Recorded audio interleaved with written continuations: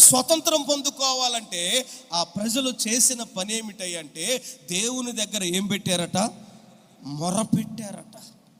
వాళ్ళు చేస్తున్న ప్రార్థన, వాళ్ళు పెడుతున్న మొరట ఎక్కడికి చేరిందంట? దేవుని సన్నిధికి చేరింది.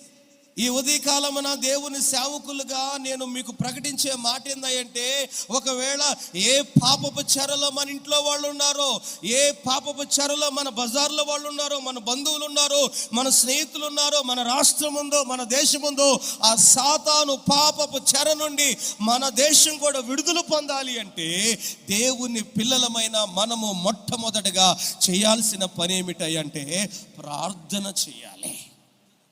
దేశం కోసం ఏం చేయాలి? అందుకే అంటాడు, నా పేరు పెట్టబడిన నా ప్రజలు. మనం అందరం ఎవరి పేరు పెట్టుకున్నాం? నా పేరు పెట్టుకున్న నా ప్రజలు తమను తాము తగ్గించుకొని